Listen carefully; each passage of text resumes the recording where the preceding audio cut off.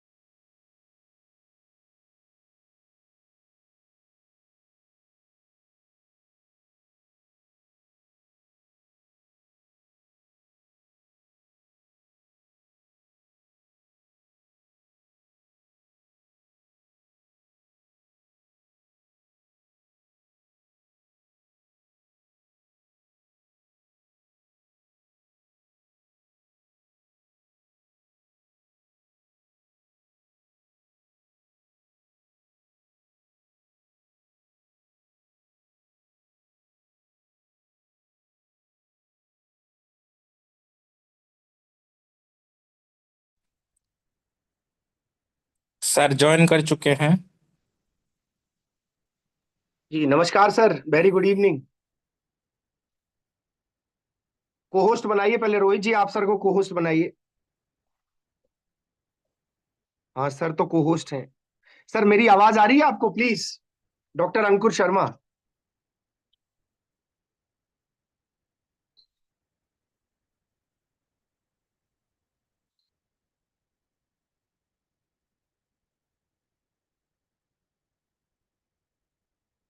रोहित जी देखिए कोई ग्लिच है क्या? Good evening. Good hello. Evening sir. Good evening sir. Sir 7 से 8 मिनट में स्टार्ट करते हैं सर, लेक्चर 7 to 8 मिनट्स में sir. It's okay. I just joined beforehand because to see that if everything is fine from my side, because hmm. as we understand that in the home the network connectivity is always an issue. Hmm.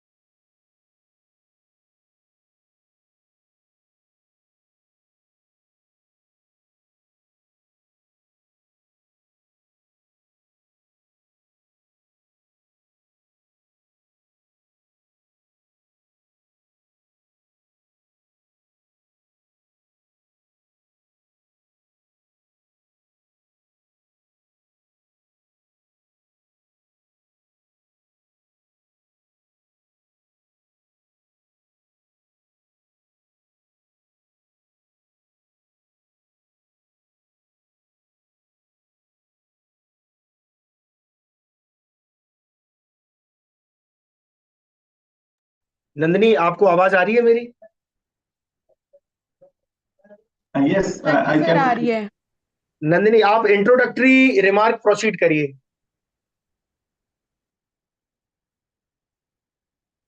Sir, am I visible? Yes please. Hello. Okay हाँ, sir. Yes, you are visible and audible both. Please proceed. Okay sir.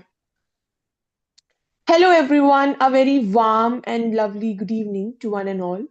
I welcome you all on 30 days of international training come winter school on the topic Navigating Agriculture Transformation for the Upliftment of Rural Excellence Nature 2024. I am Nandini Sharma. I am your moderator for today's session.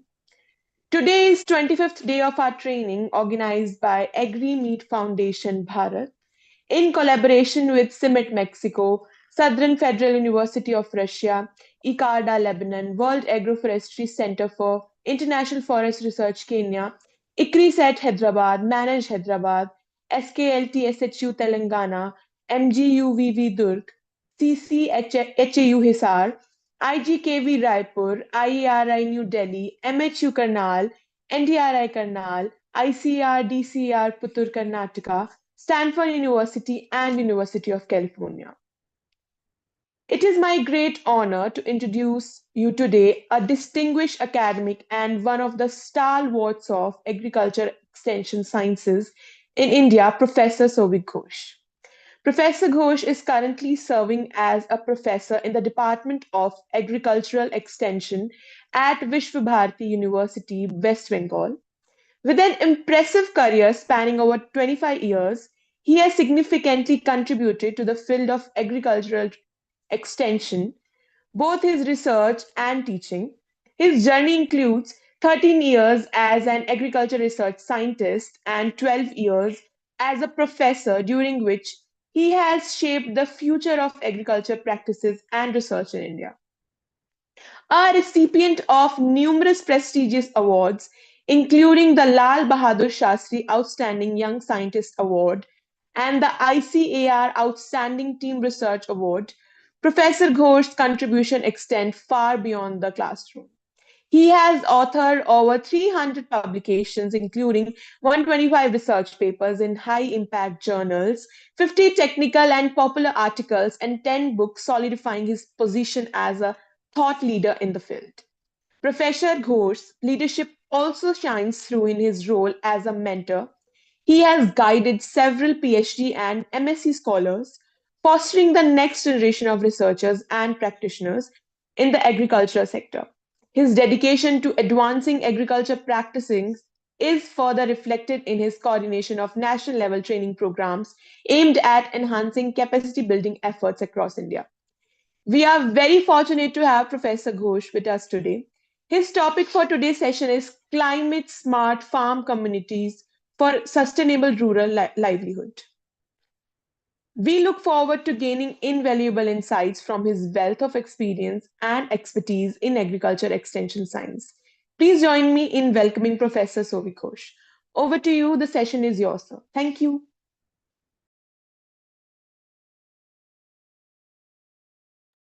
Sir, you are mute, sir. Yeah, good evening. I think I'm audible now. Yes, sir.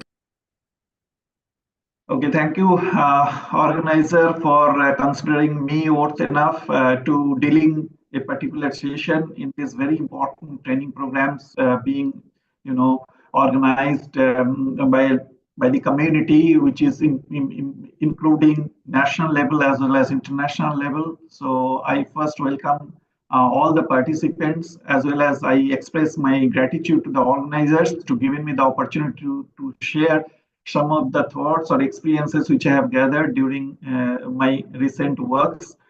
Because as I understand that Indian agriculture is having a lot of achievements as well as the challenges which are always there. So I'll be just trying to flying up some of the issues, as well as trying to also put forward the kind of approaches which we can think of in our future research endeavors. So thanks for nice introduction. I am still a learner. I I believe that as long as we live, we learn. So there is no limit of learning, and this particular opportunity also hopefully gives me a further learning, as I have been doing it, since few days, to preparing myself to present, something meaningful and useful for this great gathering of all the scholars around the world, and especially in our own country, India. So if I am allowed to share the screen, so I'll just like to share it. You please let me know if it is visible.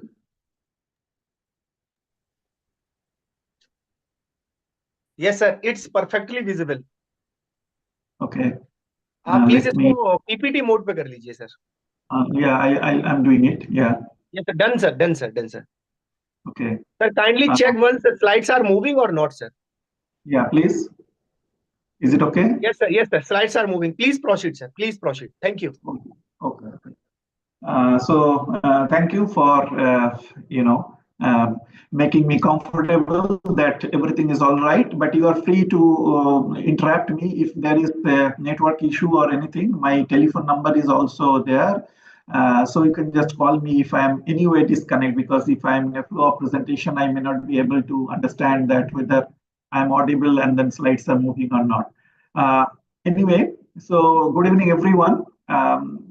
And if it is international, then I think in the western part of the country, we are maybe in some part it is a kind of good morning.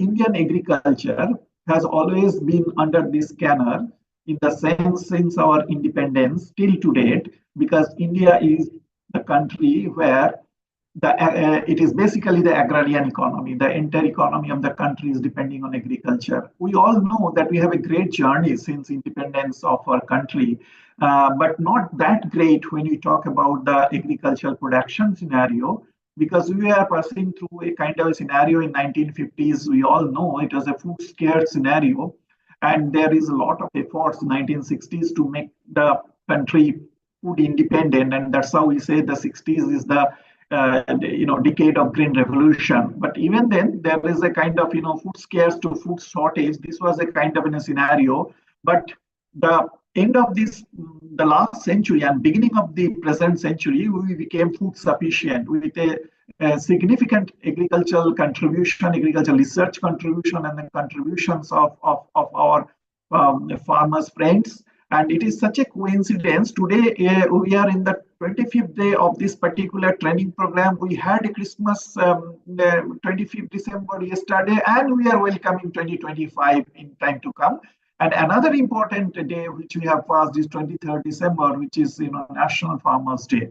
So without the significant contribution of Indian farming community, we would not have achieved the condition which we are in agricultural production scenario, that is a food sufficient to now food secure, and now we are having a food surplus scenario.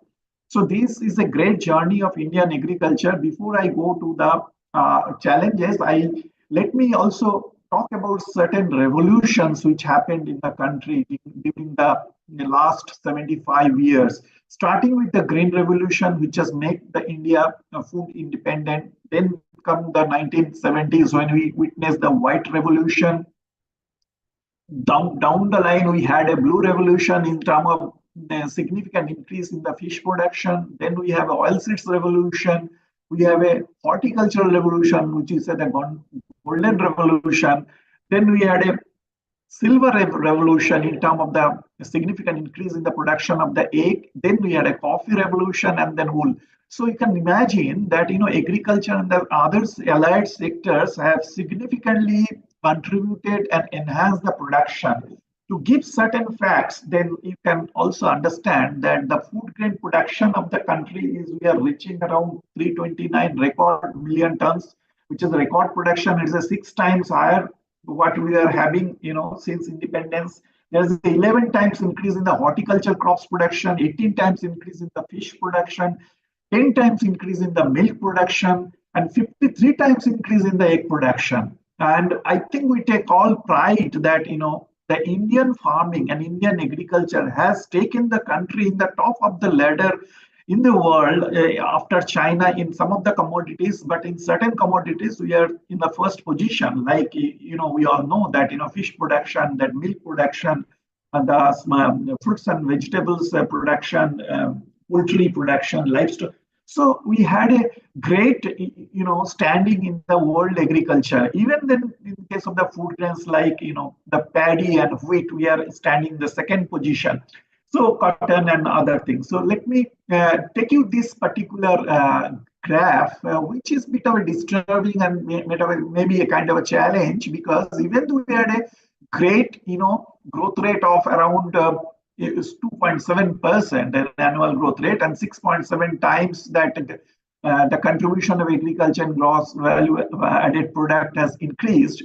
But the concern is that agriculture and allied sector growth rate is always being overpowered by the non-agricultural sector growth rate, which is obvious. But then we cannot deny the fact of the agricultural production process has been facing the challenges right from the beginning, from this infrastructure, and now in the new era, there is more of a talking point is the climatic aberration or the climate change.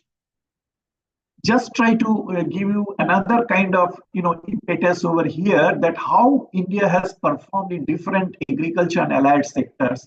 Now, you see, it is quite impressive, when we talk about the livestock sector, fisheries and aquaculture sector, forestry sector and allied sector, you can see that there is a steady increase in the growth rate. The livestock sector, 50 decadal growth rate, what I am presenting over here is taking from our Honorable DG's one of the paper.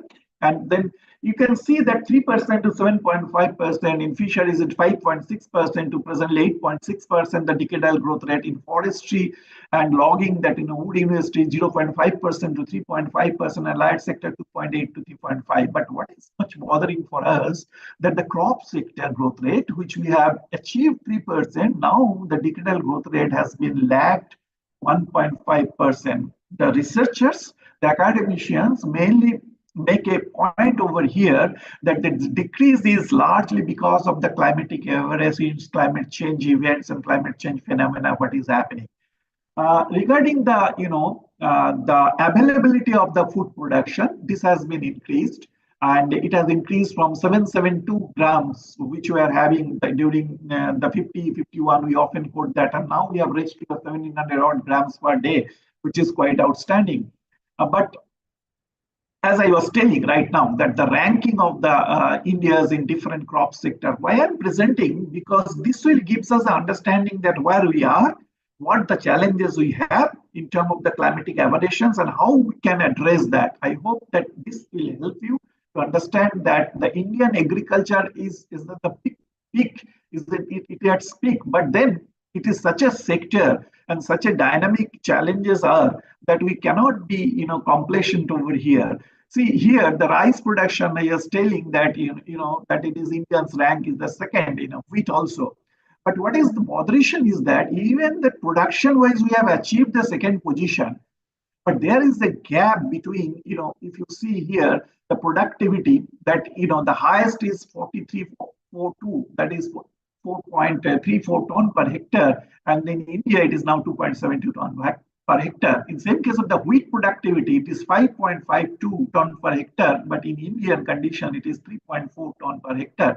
So there is a lot of gap, even for the jowar and maize also, we can see. So there is a productivity gap or the yield gap as compared to the other countries in the world, even though we are positioning either first or second or in the top 5 or top 6 when we talk about the agricultural, the crops, especially the crops production.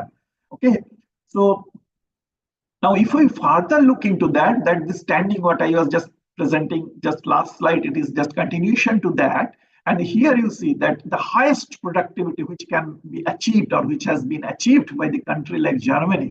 In case of the wheat, it is going up to the 7.82 ton per hectare. In Australia, the rice production is 6.60 ton per hectare. Maize production is 12.80 ton per hectare. And in the bracket, you can also see that when I am talking about the productivity, which are the state which are having the highest productivity. But still, there is a lot of gap when we talk about the Indian standing vis-a-vis the other countries standing. So the production yes, we have achieved, but productivity, we have to bridge the gap. Now, the Indian agriculture, right from food deficit to food surplus, it has passed through the another kind of generative agriculture or the revolutions, what we say, the agriculture 1.0, which is basically an agriculture which is bullock or driven or the manual driven agriculture.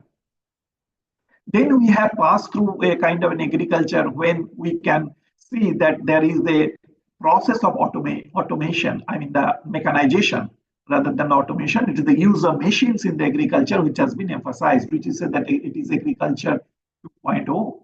And then in agriculture 3.0, it is a kind of using the automation, using the automatic machines for the agriculture. Now the era where we are in agriculture 4.0, where we can say that it is a kind of an agriculture when we are talking about the smart agriculture, the precision agriculture, where it has been emphasized a kind of machine versus or machine interacting with artificial intelligence. We are now very, very at home about the role of AI.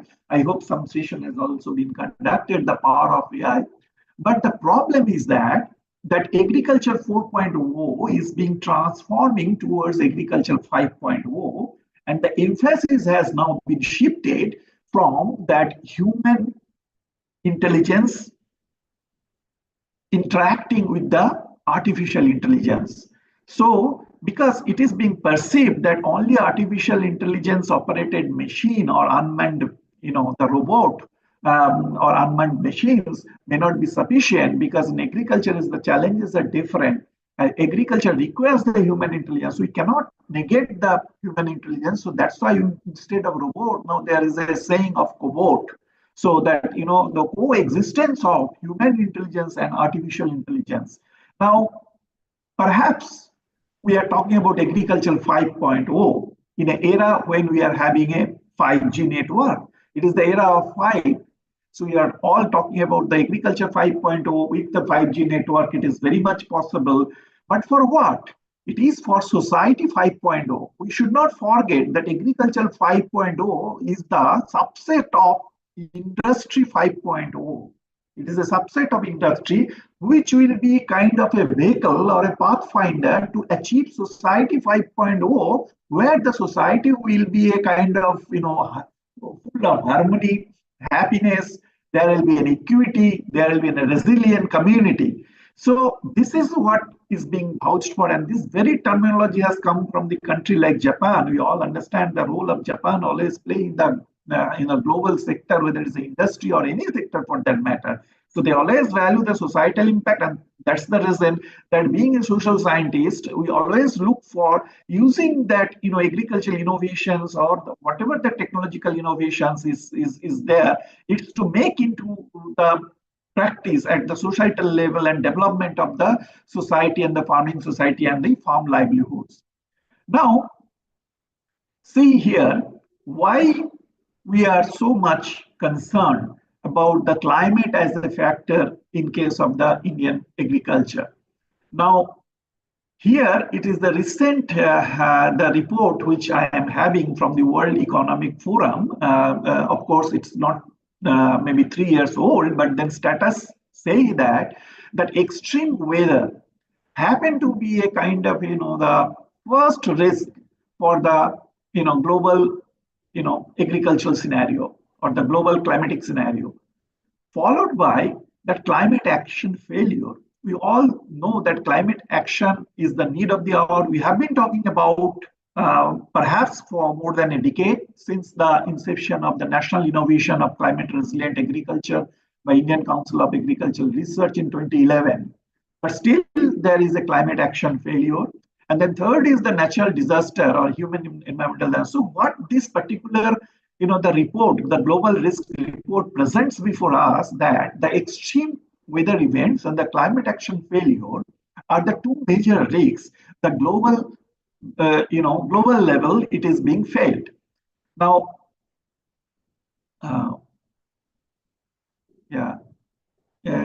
is it not moving?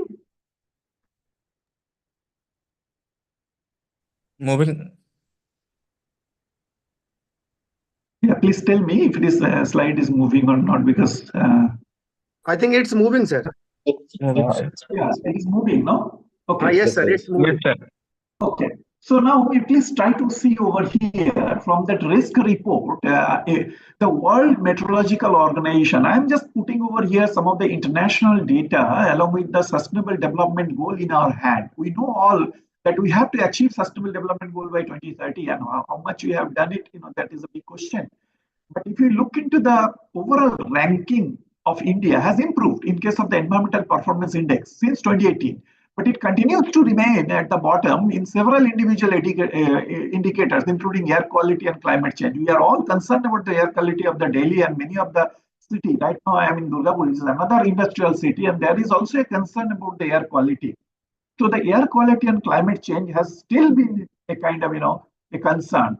And because of these climate change events, the India is being projected to see 2.3 million internal displacements, because you know that migration is being issue, whether it is an internal migration or external migration, whether because of the push factor or the pull factor, it has been an issue, and that has been actually catalyzed to the kind of climate change events or the climatic aberrations the country has been witnessing. Now, here I am saying another thing, because perhaps you will be wondering that why, sir, it is a botheration for the India. Why it is a botheration? Because globally, the global agriculture is being taken care by 570 million small holders. So global agriculture is basically the smallholders agriculture system. We cannot compare a 1 hectare land holding with a 1,000 hectare land holding in India versus US kind of an agricultural scenario. So when we talk about the global agricultural 570 million farms being cultivated by these smallholders, out of which 74% are in the Asian countries.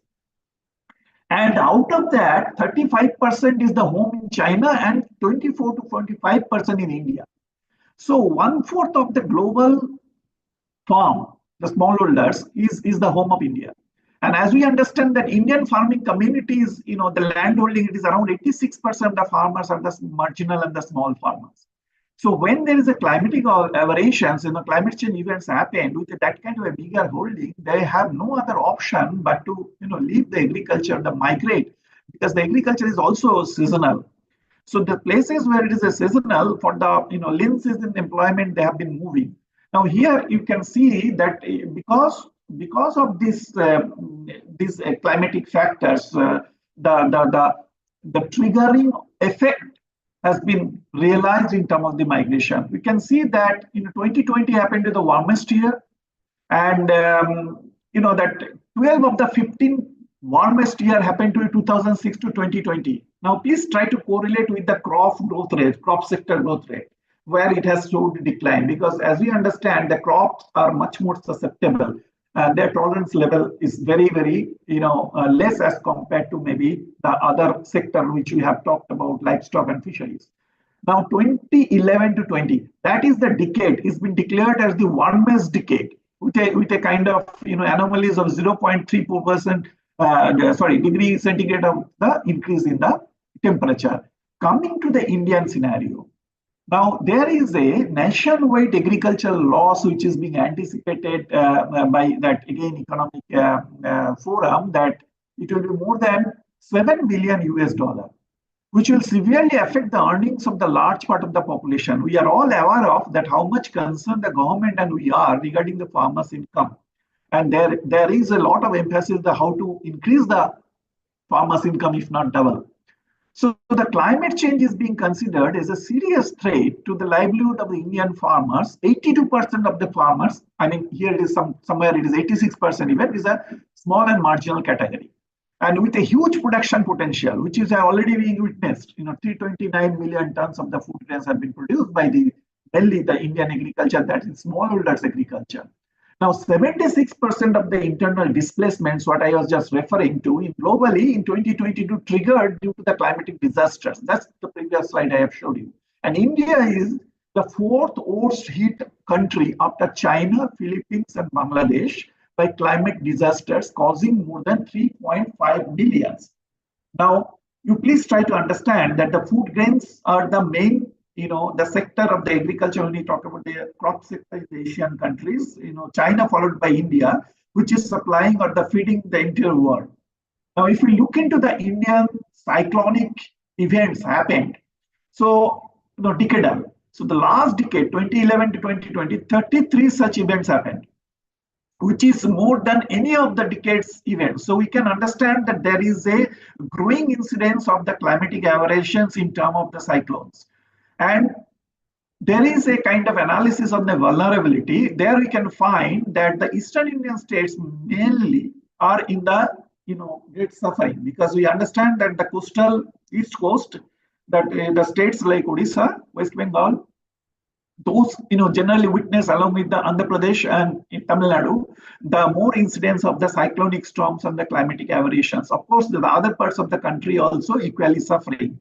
So it has been categorized that highly vulnerable to low vulnerable. So there is no denying of the fact that the Indian agriculture is now vulnerable to the climate change. If you look into some of the projections, then we can see that the most detrimental effect of agriculture and source of income for small and marginal farmer in the developed nation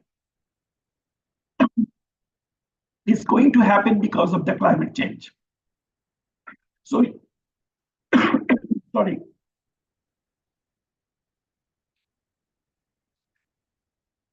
So, ensuring the, sorry, give me a break.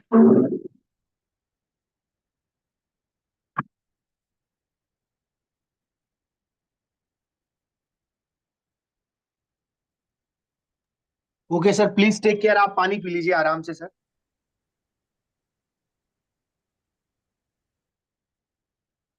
Yeah, it's okay. Actually, because of the cold, sometimes you have some kind of throat issues. I'm sorry for the, No, sir, no issues, no issues, sir. And the resiliency of small and marginal farmers is very crucial, because I have tried to make you understand here that the concern is the smallholder agricultural system. We cannot deny that, because the smallholders feed the entire globe and they are in the receiving end. So around 800 million of the South Asian population are at risk of experiencing a decline in their level of living, as mentioned and reported by the World Bank. So the climate change adaptation is the key, which is being understood well in the country like India and globally. We are aware about it.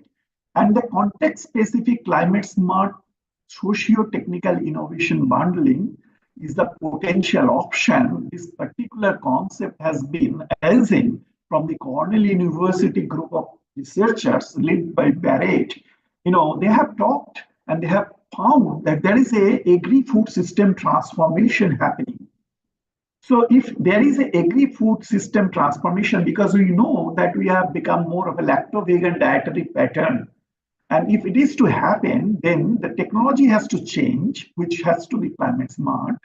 And a technology can only be placed into the practice if there are social innovations happening. Maybe for a technology, you need more than one social innovations to be in place.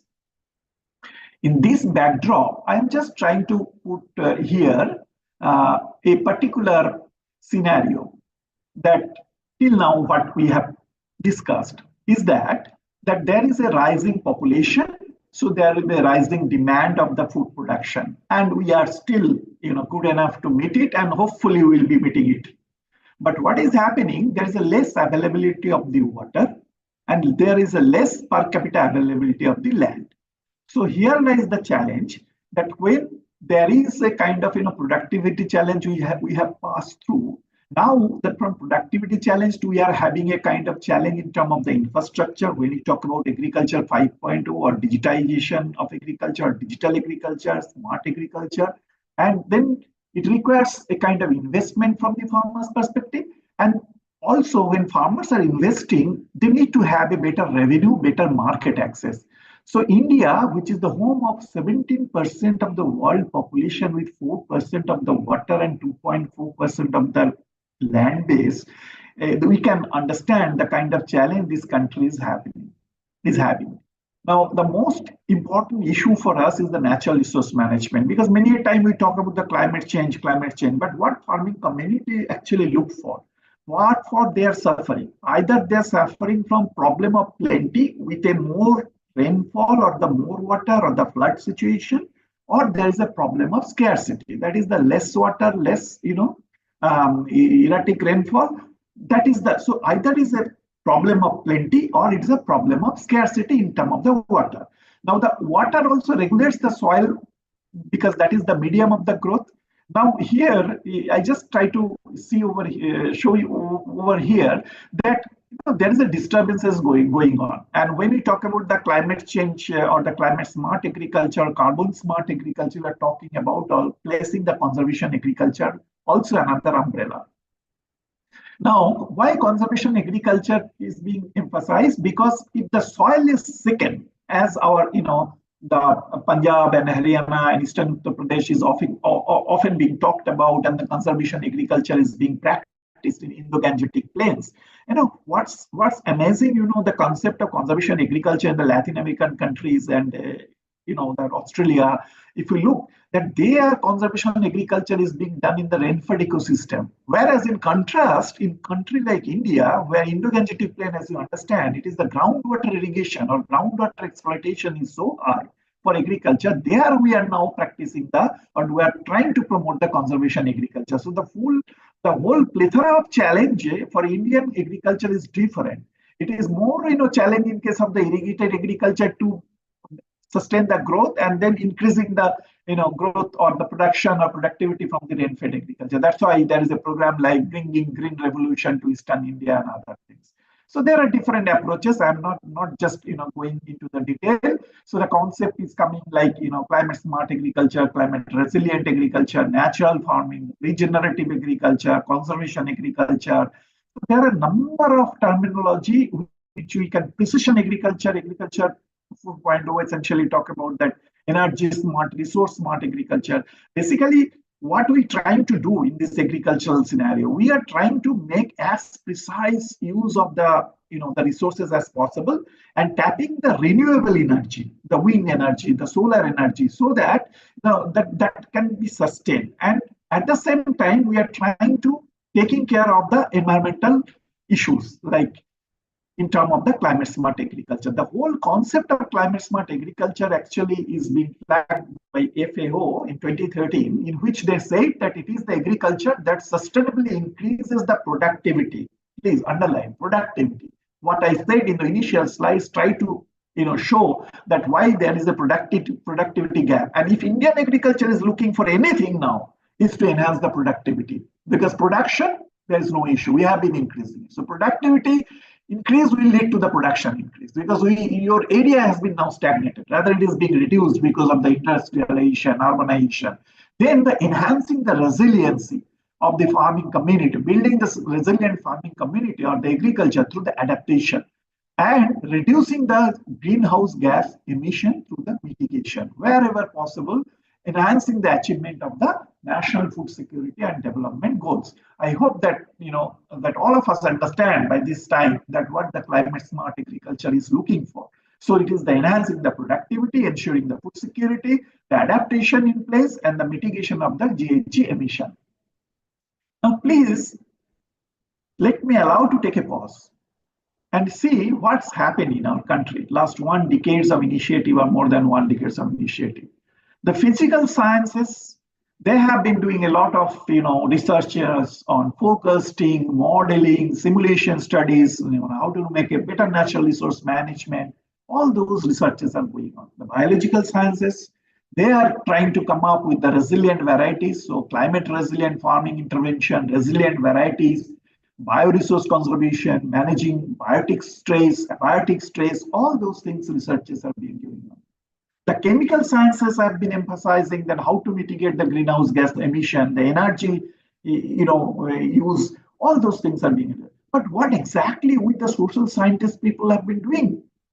We have been being visualized as if those technologies which will be generated either from physical science or biological science and the chemical science, we need to make a demonstration and building the capacity of the farmer. But is it enough? to promote the climate smart agriculture? I am afraid it is not. Because social science, the social dynamics is different. Convincing the human is the most difficult. You can convince and regulate the plant, water, soil. You cannot regulate the human until and unless the human being convinced about that, they become knowledgeable. So we need to think of the climate smart socio-technical innovations bundling. To do so, what we need to do first, we have to understand that what kind of climate knowledge the farming community is having. Whether there is a sector-wise difference, which is obvious, of the livelihood-wise vulnerability. So sector-wise, vis-a-vis livelihood-wise. A crop farmer doesn't suffer same the way a livestock farmer. And they're not same as the crop plus livestock farmer, not the same as the fish farmer. So there are different farm livelihoods in place in the rural areas, in the farming community, and the livelihood-wise vulnerability is to be chalked out, and the sector-wise vulnerability is also to be chalked out. After doing that, we have to understand the livelihood sensitivity. See, we are all passing through the COVID pandemic. Do you think that we all were sensitive equally? No. Because of the type of lifestyle, type of the jobs in our hand, type of the environment we are in, our vulnerability pattern differed. Similarly here, that no two farmers equally suffer when there is a climatic change events happen. So livelihood sensitivity, depending on the exposure to the different climate change events and impact of different climate change events need to be calculated. Then you have to also understand that what kind of resilient capacity the farm household is having and what kind of adaptation mechanisms then they can take up.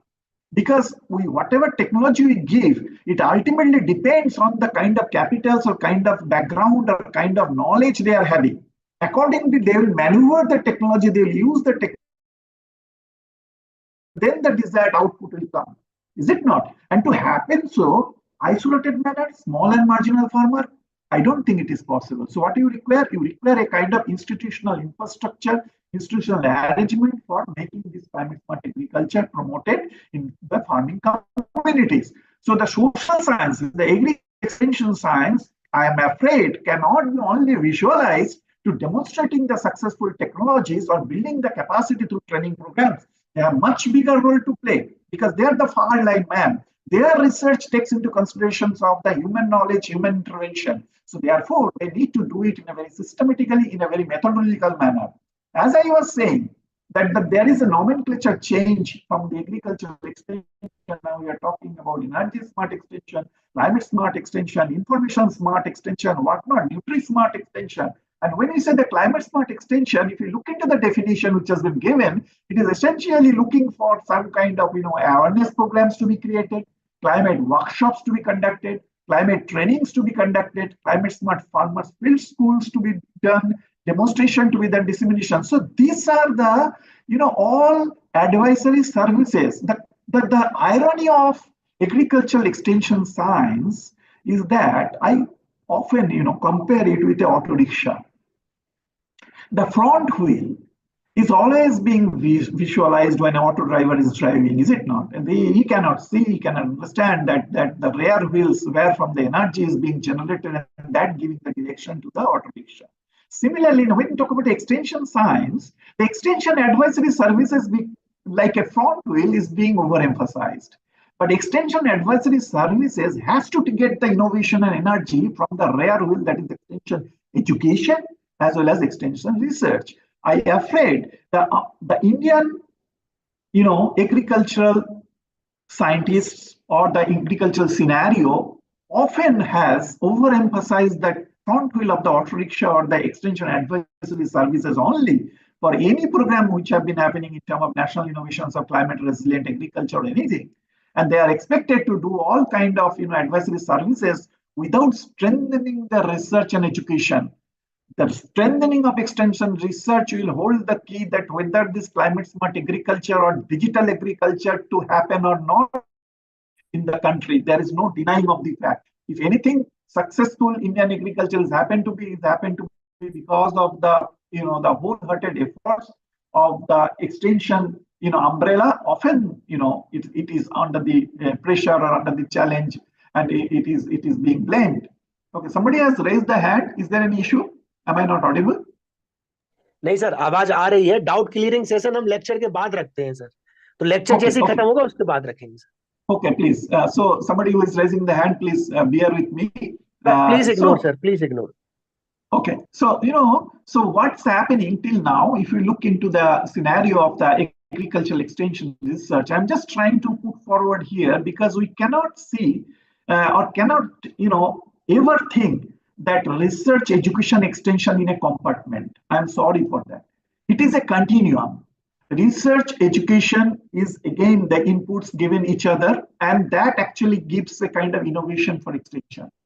However, as it is being listed from the literature also, if you see there's a reviewing of the literature which is being done by this Lemon, is a 500 odd literature is being reviewed, and it is being said that it is more of a adaptation and mitigation, okay, which is being emphasized by the extension advisory services to undertake, but this is not being still undertaken. So there has to be a kind of a paradigm shift.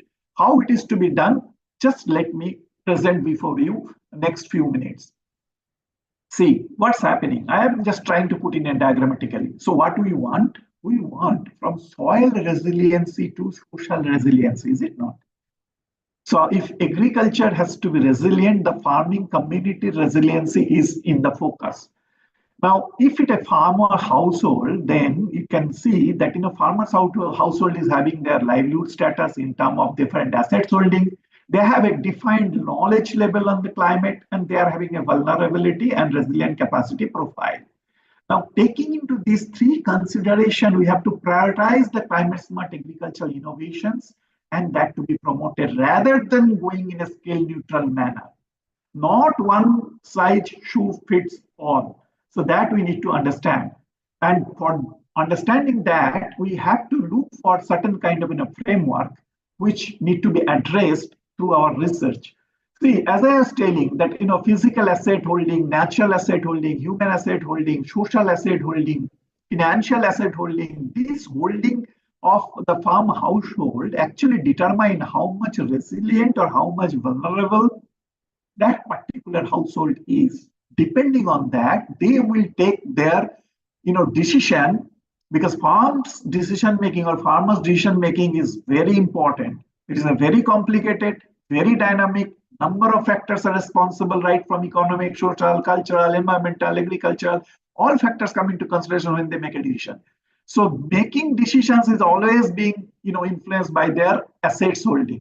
So once they make a decision that what kind of scientific technologies or what kind of institutional innovation or information communication technology or media technology they are going to take, that also again depending on the farmer's climate knowledge. And that becomes the drivers or the barriers for the livelihood outcomes. So in terms of sustained productivity, better resiliency and better mitigation. So taking into that kind of structure in our mind, the previous research what I have conducted, I have given a lot of references. To be very honest, that I undertook a research under ICR extramural project. Thereafter, Dr. Usha has taken up in as a scholar of mine in her master's, and then followed it up in doctoral research. That's why it's a kind of an effort which we have put it in a very systematic manner. The base or the root which I have just made it, and then thereafter that research was carried forward through the scholar. So the all kind of approaches which has been followed over here, I'm just trying to take the attention of all the learned participants. That first, what I am just essentially vouching for, that we need to go for an identification of climate hotspots, maybe a district level data or the panel data through a scenario analysis. That means 15 years database on the districts of the country or a region will tell us what kind of agricultural scenario is there. How it is to be done, I'll just tell you the methodology also. Then how the water resource scenario are there in that particular, on those particular districts in those years, and also the climatic scenario and the socioeconomic scenario. So that, superimposing these four scenarios will help us to understand that what are the climatic vulnerable region. When I say the climatic vulnerable, either it is vulnerable to flood or the drought or both, or the flood and cyclone. That we need to understand from the climatic vulnerability index. Thereafter, with that scenario, now the farmers are habitating there. So what kind of climate knowledge they are having? They are aware about the causes and effect and consequences. consequences of the climate change. So that we need to understand. Thereafter, we need to understand also the level of livelihoods or the household assets in terms of measuring physical, social, human, financial, natural assets. So that will be our livelihood indicator. So what we are having the scenario, we are having the knowledge, we are having the livelihood indicators. Thereafter also, we try to see that with the given scenario, with the given knowledge, with the given assets, what kind of sensitivity that household is having, what kind of exposure that house is having, farmhouse is having, and what kind of impact they have been undergoing because of that particular climatic event. So that is the exposure impact matrix, that methodology we try to develop and try to publish also. You can see the number of papers which have been referred over here. If anybody is interested, are welcome to refer for the further understanding. Thereafter, we are also trying to know the resilient capacity. Now, when you say the resilient capacity, you will also agree with me that we talk about the absorptive capacity. That means if something is happening or something is happening in an area, so how we are coping it? How do you follow the practices? So that kind of understanding we are developing. Then the adaptive capacity, that also we are doing. That attitude, motivation, livelihood diversification. So what is the adaptation the farm household is taking? But what is most important is to go for the transformative capacity, because absorption is the shock, adaptation is more of a preparedness. Transformative means entirely changing the mechanism. So it is a kind of change what we are looking for. So after that, what is important for us is to understand that how we can develop the scenario. So first, when we say the agricultural scenario, we can very well calculate the index, taking into the district-wise data of the different variables.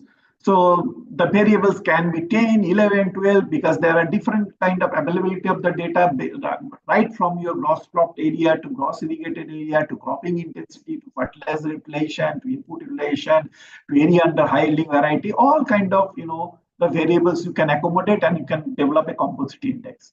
Similarly, we can also develop a socio-economic index of that particular district. And I'm talking about is around a 15 years data, and try to have a kind of panel data for this kind of analysis.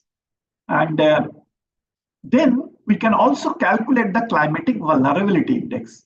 So the climatic vulnerability index during our research, we have considered about the minimum temperature, maximum temperature, minimum, maximum rainfall, frequency of the events, all those things. But someone can also add on to it. There are different literature available. And as we understand that climate is a seasonal one, so is agricultural scenario or agriculture. So we generally, in case of the climate, we divide it into winter, pre-monsoon, post-monsoon, and monsoon, kind of analysis. Then we try to also water resource scenario, because as I said, the climatic events, either it's causing you a problem of plenty, or it is causing you a problem of scarcity. So we need to understand that how the groundwater irrigation scenario has changed over a period of time, or in the districts in a given unit like district, I have said, one can go up to the block if the data are available. Then the surface irrigation, combining both, then it is the integrated kind of irrigation scenario index we can develop. Now, after developing, we can take the help of GIS and we can map the district. So just, I'm just trying to show you the output of this kind of analysis, scenario analysis, and we can go for a mapping of all these indexes and then superimpose it and try to find out that what are the areas, or which are the area, or which are the districts which are to be climatic hotspots. I did it, for West Bengal, and later on Dr. Usha did it for Odisha. So, so this is the methodology what we have followed, which is the first step to identify the climate hotspot, or the kind of developing a scenario with a long-term data analysis. After that, what is important for us is to understand the livelihood status. Now, in case of the livelihood status, as I said here, there is a sustainable rural livelihood framework, which is given by DFID. And as we understand, the Chambers and Conway in 1992 said, what is the livelihood is the function of 5 assets holding of any household. So the physical assets, social assets, financial assets, human assets, natural assets, that we can very much measure with the DFID framework, or we can develop our own framework, and then we can also try to understand that what kind of livelihood status is there. I'm just putting a figure over here just to make you understand that how the figure will be generated out of this kind of analysis. Second, there can be a three kind of livelihood group, maybe a crop farmer, a livestock farmer, crop plus livestock farmer, and overall. So we can see that there is a difference between the districts. The one is the drought-prone district, another is the flood-prone district. When I say in the state of Odisha, which the study has been conducted, so there we can do that kind of an analysis. Then the main important thing is that, so this is the scenario, this is the livelihood status. So what is the level of their sensitivity? Then when I say the sensitivity, then I say the exposure and impact matrix. This methodology actually developed during my ICR extramural, and then later on it was applied for validated in the further research. So here what we do, we try to find out what is the frequency of the events happened for last 10 years or 15 years. Right, whether it is a cyclone or flood or drought or heat wave.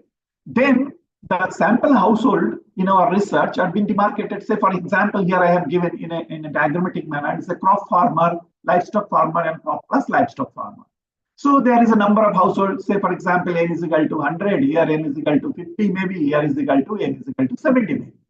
So depending on the number of household and the frequency of the event, we can calculate the degree of vulnerability. Okay.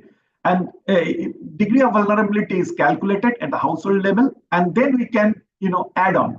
So I have given the methodology also, like the summing up of the each row and column to get the crude measure of the exposure value, and then give a weight because of the depending on the frequency. If it is a one event out of 10, so 1 by 10 is the the weight. The 2 event is out of 10 years, so it is 0.2 is the weight. So like that, this is a weighted matrix which we can develop. So this is available, entire methodology has been published. I'm not here to, explain everything because time will not permit, because I'm just trying to give you some of the ideas of the research which one feel interested can take forward. Then coming to that, after the livelihood sensitivity, what is the household level of resiliency? Now, when we say the resiliency, this is a framework which is being given by FAO. According to them, the resilience is determined through access to basic service, assets, social safety nets, and adaptive capacity. So there we can develop a kind of a structural question modeling when we can try to understand that how these are the resiliency 4 pillars influencing the resiliency, and down the line, how it is influencing the food production or food grain production scenario or the food security scenario. So because, we all understand that, from regression to structural equation modeling, which helps us to understand the relationship between the construct, where regression, it helps us to understand the relationship between the variables. So we can always go for a confirmatory factor analysis and followed by the structural equation modeling, in which we can understand that how different pillars are having a bearing on the resiliency and how the resiliency is having a bearing on the food production scenario. So that is the resiliency mapping what we can do.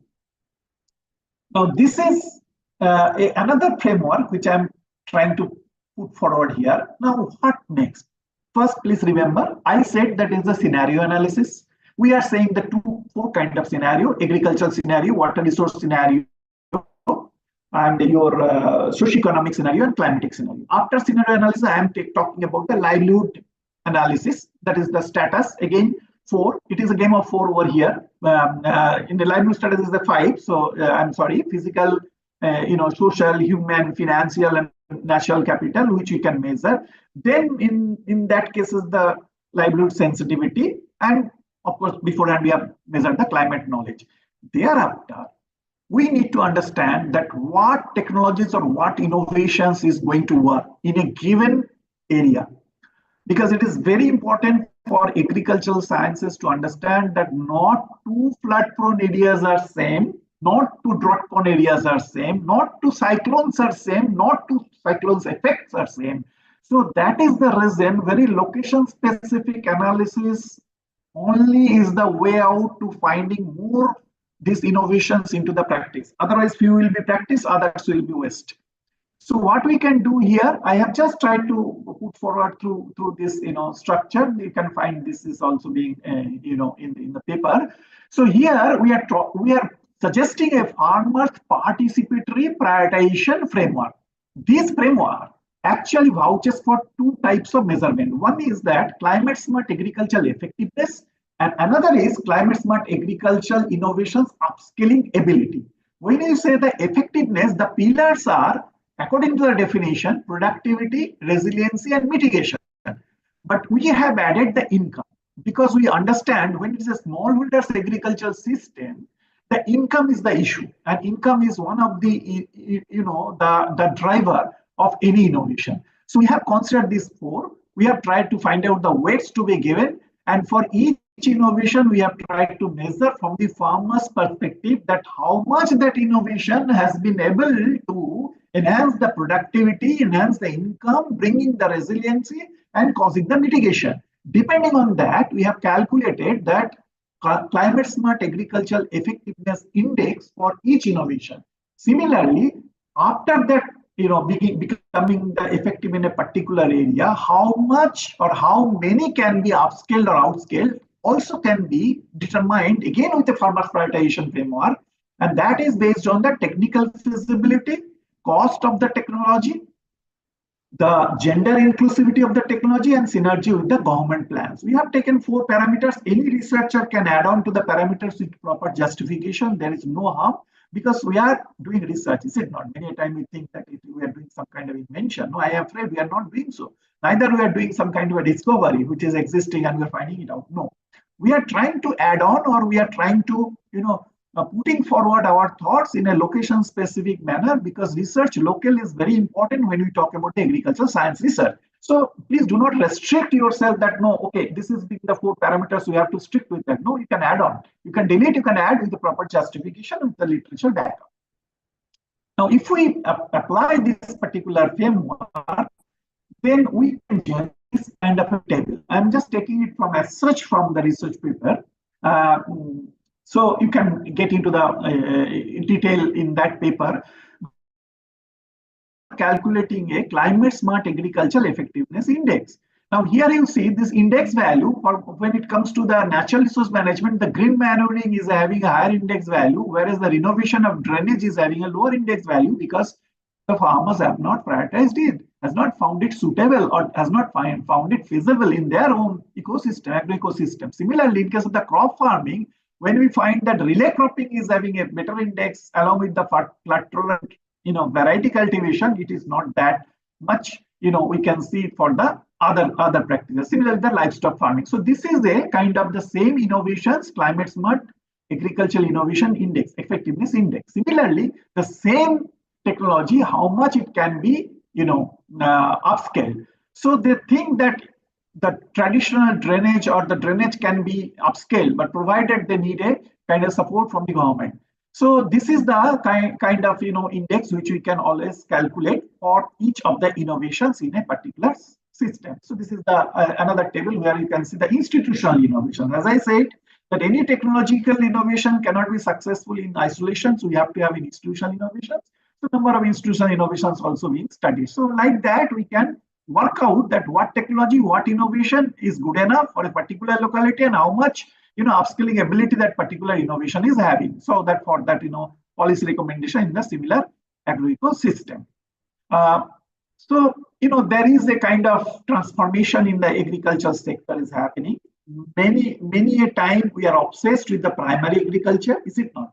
But there is now of late being talked about the agriculture as a secondary agriculture. That means secondary agriculture is starting when primary agriculture is being virtually stopped in terms of the agri waste use, in terms of agri byproduct use, in terms of the value addition through the non-land based activities. So that is what the secondary agriculture. If we are to build the farm resilient, resilient farming community, so we cannot only depend on the primary agriculture, because the resilience of the household is also the factor of the secondary agriculture. What about the utility of the agri waste? What about the utility of the agri byproducts? What about the utility of the agri produce through value addition or the land-based activities. That is also important if we need to transform the agricultural sector in India. So it is an integration of primary and secondary agriculture, which will ensure the enhanced income, promoting the sustainability and contributing the overall development. So these are the different secondary agriculture. I have already said, I will not repeat it. It can be value addition to the primary alternative enterprises for off-farm activities. And as I was telling you now, that what is the direction now? It's the rural people are going to the urban. So this secondary agriculture is having a potential to reverse that, shifting the direction of the flow of money from urban to rural areas. A lot of emphasis has been now being given, and it is complementary to primary agricultural activities. It will ensure the rural industrialization as well, and it will halt the migration, because secondary agriculture will be able to develop some kind of entrepreneurial activity as well and employment opportunity in the rural areas. So now the government has of late been emphasizing the promotion of secondary agriculture, because the growth of the primary sector is much more will be pronounced if the secondary agricultural activities are being taken place. This is another way of presenting that what the secondary agriculture is being talked about. I have already said, so it's in a greater detail it is given, right, starting from diversified agricultural system, so beyond the primary agricultural activities, which is say agri plus, or crop plus activities, then sustainable resource management, which we essentially will be contributing to mitigating the greenhouse gas emission. Okay, because this byproduct, there's a lot of even cry because of the crop residue burning. We are all aware about that. So that resource management has to come from, that's why the concept of conservation agriculture or the climate smart agriculture in terms of the carbon smart agriculture has also been come up. Then using that energy smart, that is utilization of renewable energy. So we all understand that how that arid climate, especially the states like Rajasthan and then states like Kerala, they are trying to use the solar and wind energy respectively for different agriculture practices. Then I was telling about you the carbon sequestration. Now this carbon market is now the buzzword, and we all understand that how we can sequester the atmospheric carbon dioxide into our soil and build the organic carbon built up. So that's the reason that carbon smart agricultural practices have been being emphasized. And then using the byproducts and the crop residues, that is very important. That actually help in mitigating the greenhouse gas emission and then climate smart agriculture. So waste management and recycling. So waste to wealth, that is the kind of concept now being vouched. And then knowledge sharing and capacity building. I am afraid that this knowledge sharing and capacity building has been overemphasized all the time when extension science or social science is being considered. But you can understand that the whole plethora of all these kind of innovations and the research is being the domain of not only the physical sciences or biological sciences or chemical sciences, but also for the social sciences, because they will let the platform to happen on the ground. So putting technology into the practices will not be possible if we are only focusing on only the knowledge sharing or capacity building. We have to have a kind of understanding the way I have just, our small work presented, from scenario analysis to climate knowledge analysis to livelihood analysis to livelihood sensitivity analysis to resilient capacity analysis to the effectiveness or the upskilling ability analysis. So this, kind of analytical framework will be required. There are many analytical frameworks. Many prominent researchers have been working also in the social sciences, and that is very heartening. And I hope that if you refer somebody who is interested in the, socio-climatic, science, rather, I'll say. So then you can have many of the literature and many of the researches which have been going on. Now, what exactly I was trying to meaning over here? The socio-technical innovation building. So maybe I'm in the last phase of my presentation, if I'm permitted to speak for another 10 minutes. Is it okay? I mean, can I go for another 10 minutes? Yes, sir. Sir, Please. Yes, sir. Yes, sir. Please. Okay. So, so after doing all these understanding, right, if you just try to see that my presentation into the 4 half, first half, I have tried to, present a scenario of the agriculture or Indian agriculture. The vision is the global agriculture and the kind of achievements and kind of challenges we are in to the climate climatic scenario and how do we practice the climate smart agriculture or make it happen on the field, the climate smart agriculture, that I try to, put forward before you, the kind of analysis or analytical framework I have followed. I have said it is not the only framework. There are a number of frameworks are available. One has to choose that what kind of framework. The third one, which I am now presenting, is the innovation bundle. Now, all the analysis, even the previous slide, if you see, I have analyzed or we have analyzed, one innovation at a time. But to make one innovation successful, there has to have multiple other innovations. That is what we say the bundle. And that has to be context specific. So here in context specific innovation bundling or socio-technical innovation bundling, why should we thinking of it? Because it will ensure a different combination of institutional and technological innovation. See, everywhere we cannot expect that we have to have a climate farmers field school or a demonstration or a training. That may be different requirement that we need to understand. And likewise, we have to make a bundle. Then it works in conjunction, not in isolation. What still now we are talking about in isolation. Now I am talking about in conjunction, you have to do assessment. And bundling the innovation, bringing a context-specific social empowerment as well as the technical empowerment. The technology is there. I am talking Sarna Savan is resistant to flood. Fair, very good. But that variety is not available. Do you not require a seed bank, village seed bank? Even the variety is available. You don't have a kind of,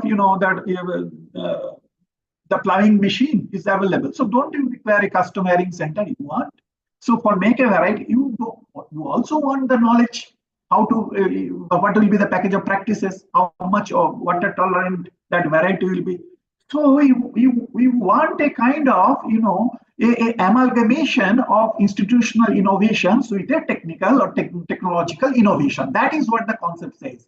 Because the objective and outcome is of climate smart agriculture innovation is to have a gender equality. It is having a resilience and empowerment. I have said it. Society 5.0. Please don't forget.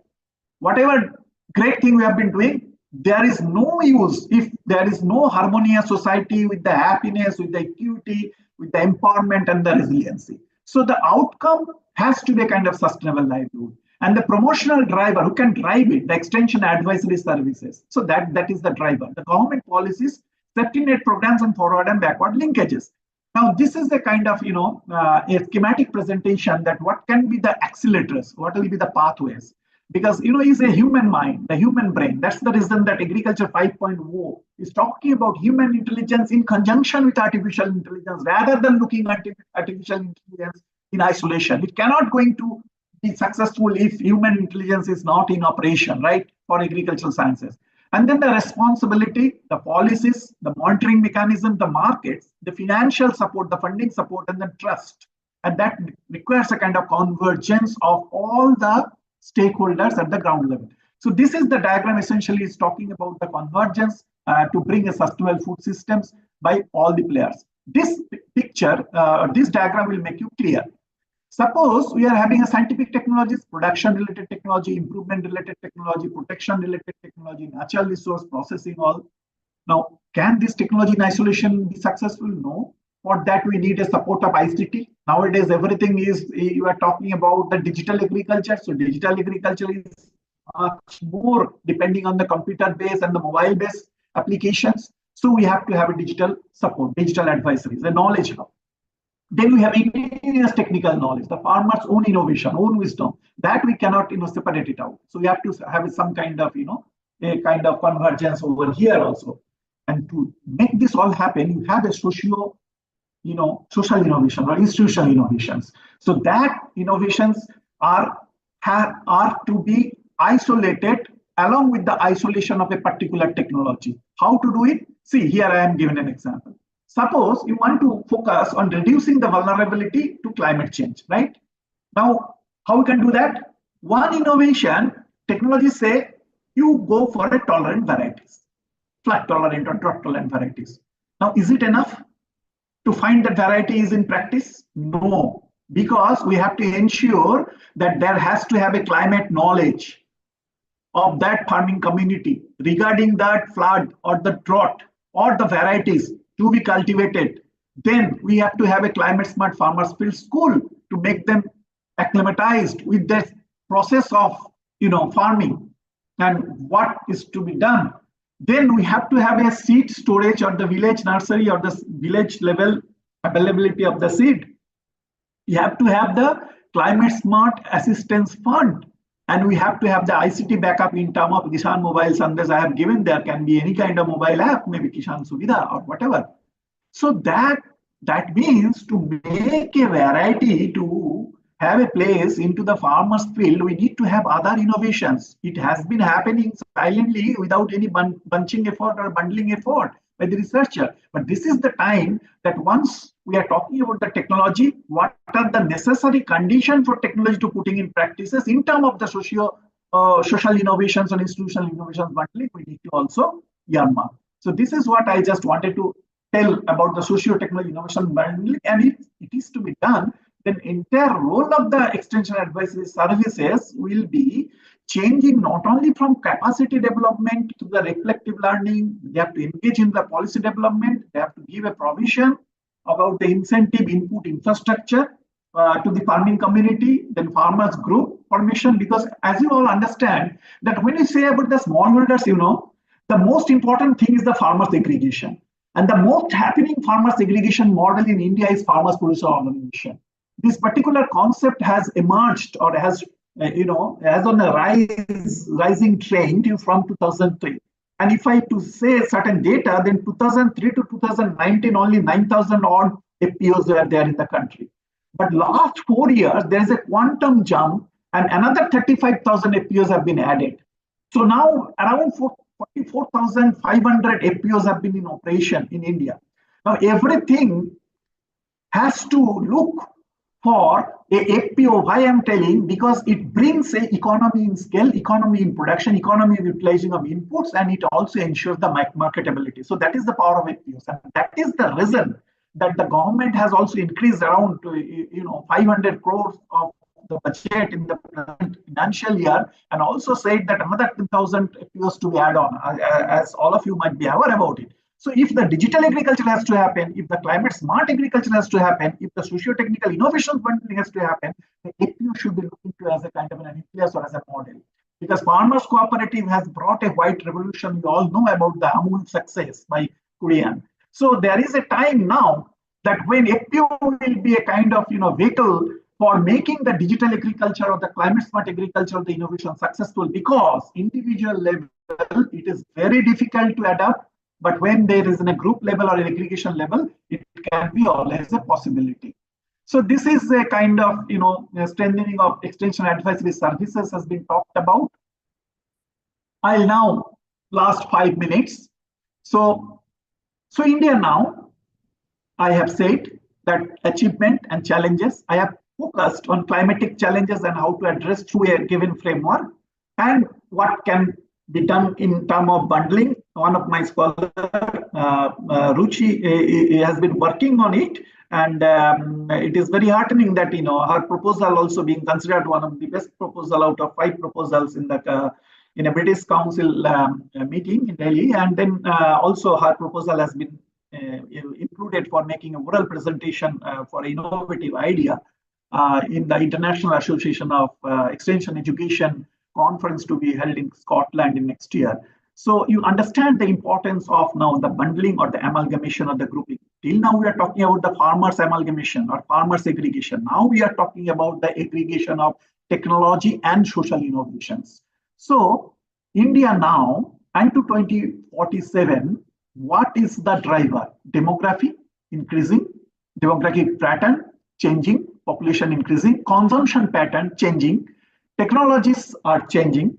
This is a cutting edge technology, it's a smart agricultural technologies, and climate change has been happening and has been happening to hampering the farm livelihoods and the farming in the Asian countries and more, because this is a developing world, the agrarian economy, and also in the global fund. So now we have to go for a food production, which we are in now 330 to 520, 2047, food production has to increase. So if you look into that, there is almost a kind of double the production which we have to achieve next 20 years. Very much possible. We have achieved it, we are going to achieve it, because we have to have a kind of Vikshit Bharat in 2047.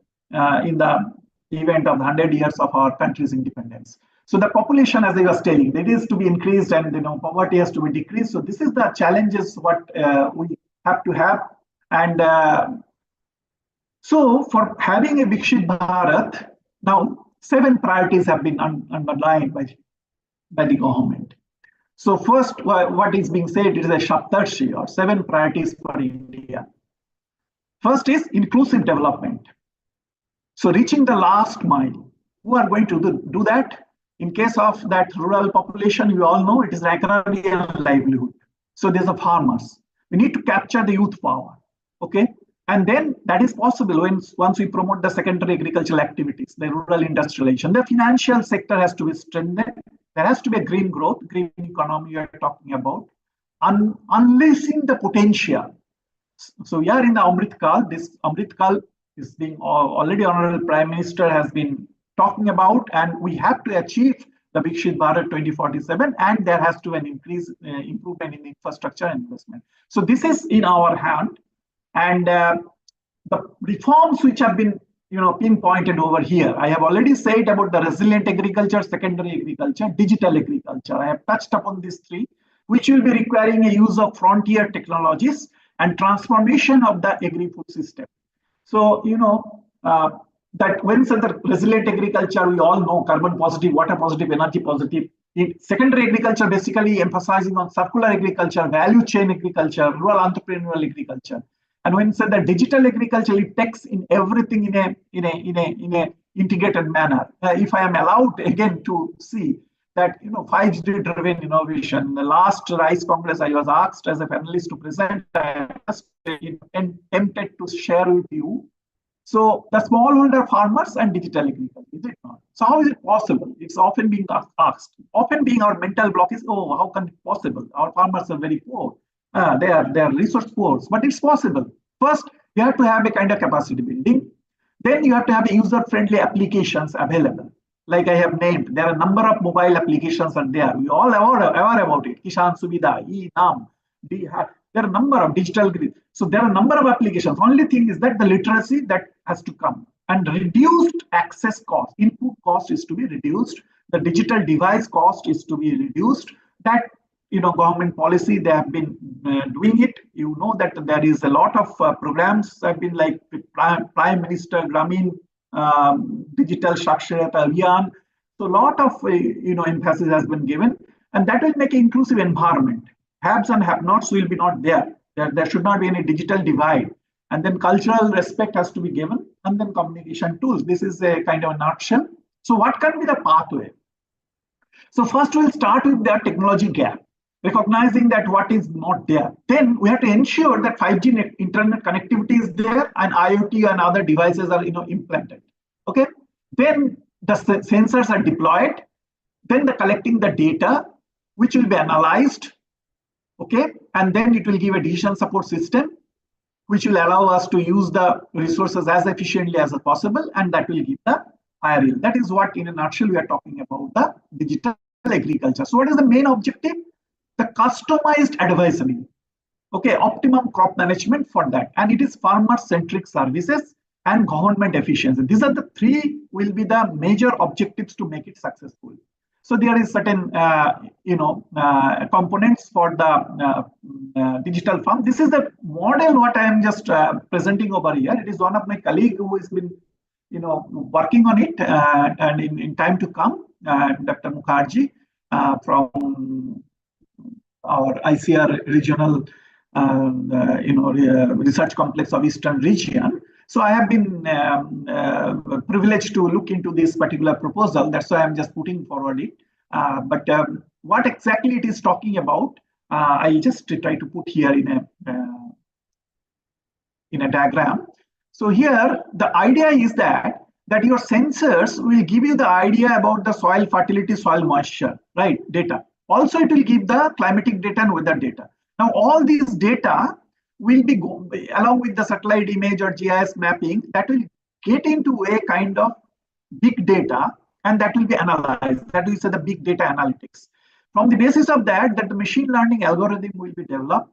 That will give a decision support system, and decision support system will help us to plan the things of use of input. We all know that the use of drone for capturing the image and understanding the pest and disease incidents and making the spraying.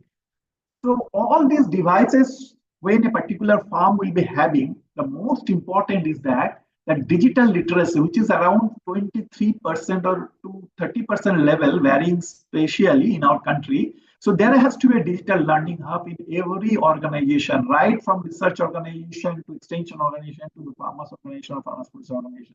This learning has to be there because we are also not that digitally literate. So that is important.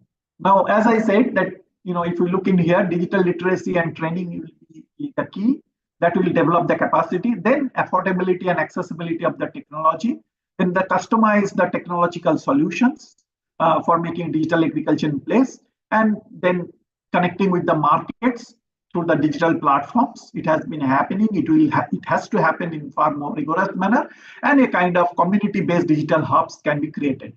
Like what we are talking about, the farmers producers organization or the farmers aggregation models. There are a number of models are there on the farmers aggregation. So there will be a kind of digital hub at the community level, and that can be possibility. And 5G is having its own impact to ensuring the network connectivity to the rural areas as well. Right now, we are not in that stage, perhaps around 270 million are the beneficiary, and it is being targeted by 2030. The 74% of the population will be covered under 5G. Why 5G is important? Because all these devices require a speed in the network connectivity. So the speed has to be available, and that has to be ensured even in the remotest area in the rural areas. So this is how the digital agriculture can also be possible, because if you have to be, climate smart, then as we understand that you have to become a resource smart and energy smart. And for extension advisories, there is always a possibility of capturing the artificial intelligence and in entire all this digital agriculture domain, and that can give a tailored content format and language transformation, the captioning, and then giving a kind of real-time message and real-time literature into the farmer's native language, and it also helps us for the translation.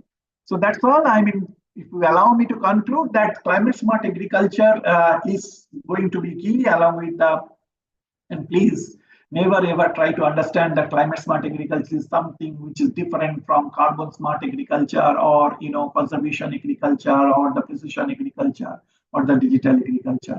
It is the nomenclature, but still it is having the same aim of enhancing the productivity, increasing the resiliency through adaptation and mitigation of the GHG emission to make environmental friendly green agriculture.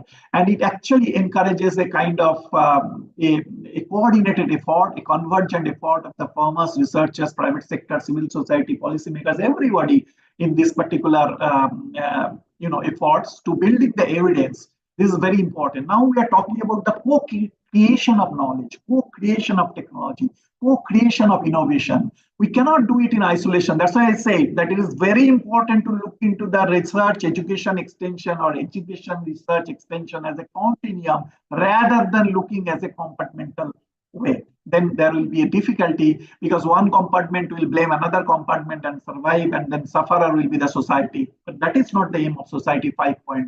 So the convergent effort is required, for which we have to develop or build the evidence, increase the local institutional effectiveness in terms of farmers producers organization or any other farmers aggregation model. I'm talking about FPO because that is now coming up very great way.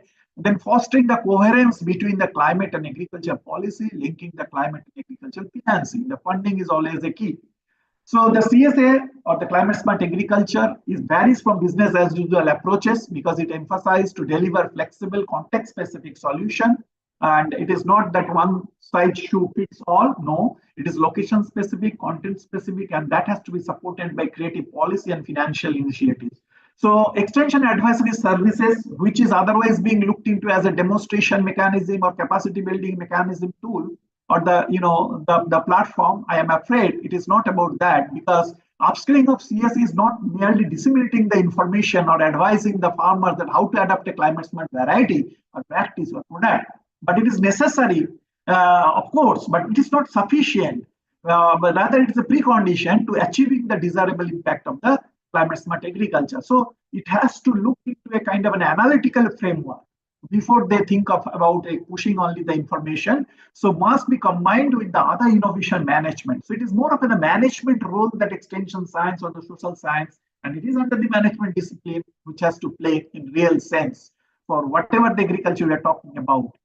So it is a climate smart or conservation or carbon smart or digital agriculture. The aim is same, and extension science has a greater role to play beyond the role of only capacity building and information dissemination. If the extension advice service provider contributes significantly by screening and upscaling and bundling the socio-technical innovations, then climate smart agriculture has to engage in more research and more way of finding the relevant framework. And the climate change adaptation policies also has to be integrated with the climate smart extension and advisory services. So thank you for your patient hearing. I think I have taken 15 minutes more than the given time, maybe 1 hour 30 minutes or so. So thank you very much for giving me the opportunity to present some of the thoughts to the very learned communities who have been participating in this winter school. Thank you very much. Well, thank you so much, sir, for this wonderful session. It was quite interesting, and I think it will help us both professionally and personally, the knowledge. So it's my request from everyone, if you are having any kind of doubt or any kind of query, you can ask. I'll directly pass on your question. And the chat box is open now.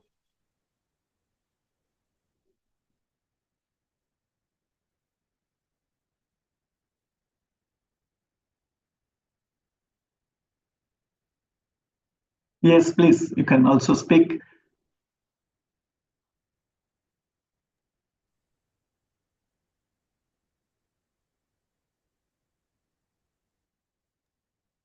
Everyone is appreciating, sir, as you can also see.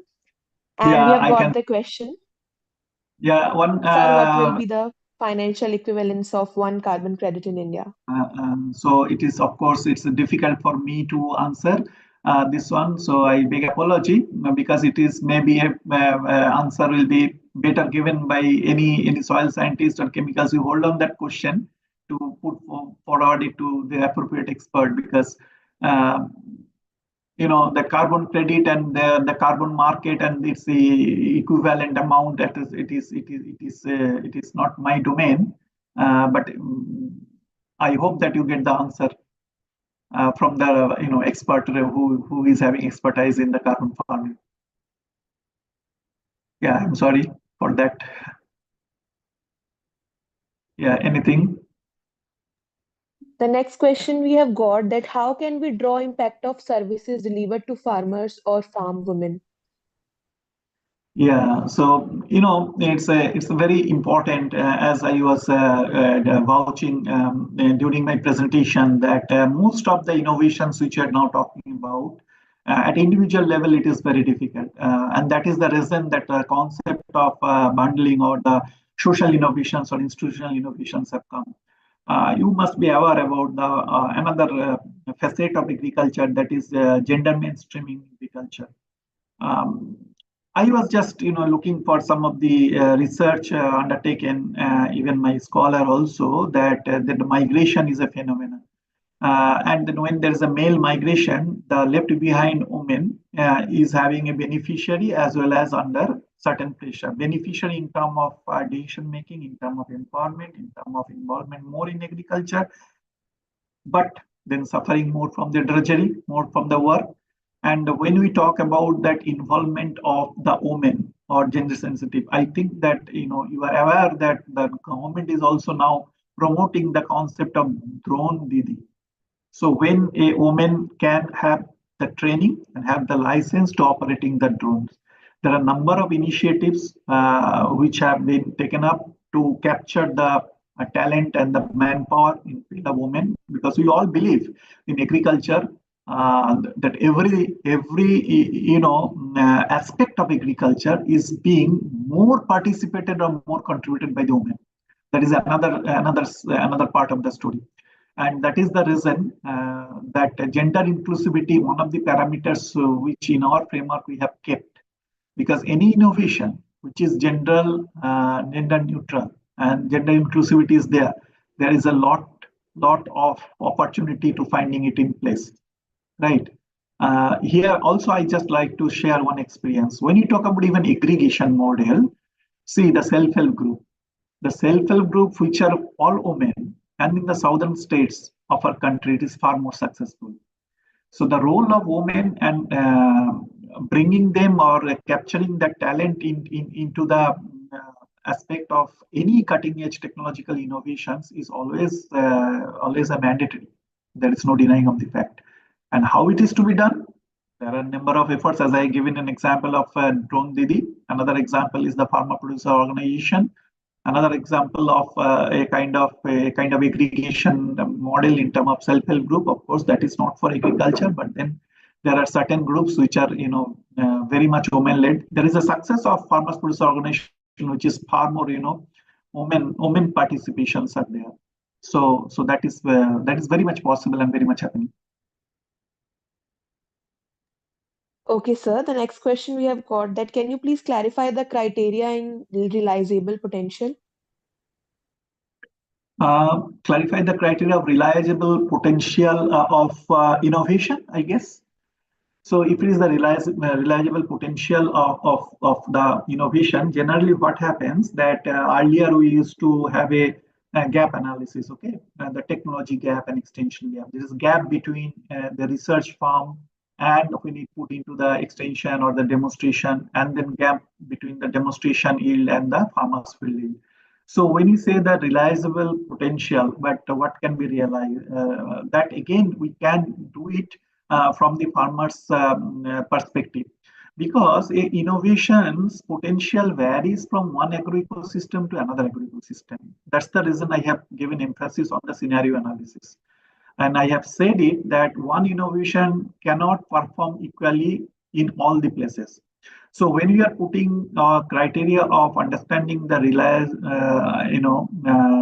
realizable potential, then that will be considering the productivity enhancement, income enhancement. I'm talking about the climate smart innovation, the adaptation it is making possible, or the resilient capacity it is enhancing, and then mitigation capacity. These are the four parameters which we have considered. Number one. Number two, then the technological or the technical efficiency, then the cost of the technology you are putting in, and then gender inclusivity. That means whether that technology is gender neutral or it is a male biasness is there or female bias is there, and the government schemes support or the synergy with the governments. So this can be the parameters, and anybody can add on to that. I have already said it.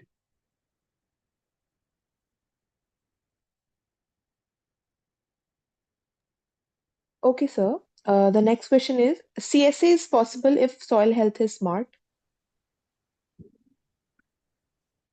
Yes, of course. Main aim is, I initially have said, and that's the reason I have shown you the graph, that how that management aspects, I talked about it, from soil resiliency to social resiliency, what we are vouching for.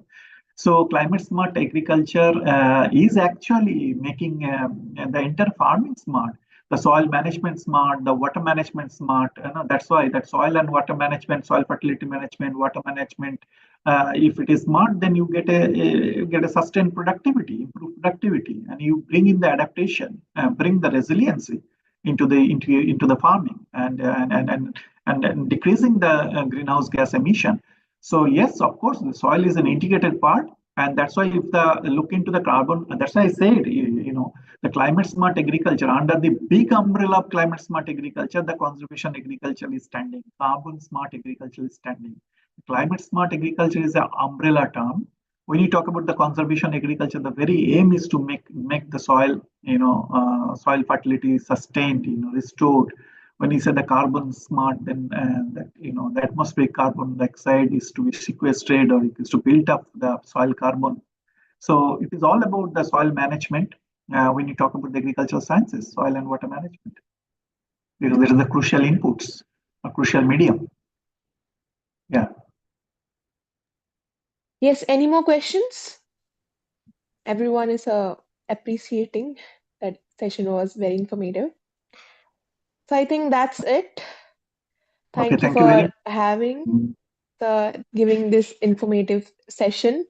We are grateful. Entire Agri Bharat team is Agri Foundation is like literally we are grateful. You have taken out your precious time and given us this lecture so nicely. So thank you so much. और आगे जो भी agreement foundation कोई भी future activities होंगी आप please उन्हें support करना Yeah, surely, and surely. yeah Sir. sir. Okay everyone you can left. Good night. Thank you so much doctor साहब, हम आगे की भी एकेडमिक एक्टिविटीज में आपका सपोर्ट एक्सपेक्ट करेंगे। हम फरवरी में एक इंटरनेशनल कॉन्फ्रेंस करा रहे हैं और आपकी एस्टीम्ड यूनिवर्सिटी भी उसमें एक कोलैबोरेटर है, तो आपसे उसमें सपोर्ट की उम्मीद करेंगे सर। बहुत बहुत धन्यवाद कि आपने हमारे अनुरोध पे, हमारे रिक्वेस्ट पे लेक्चर को डिलीवर किया। Thank you so much sir. Yeah, thank you so much.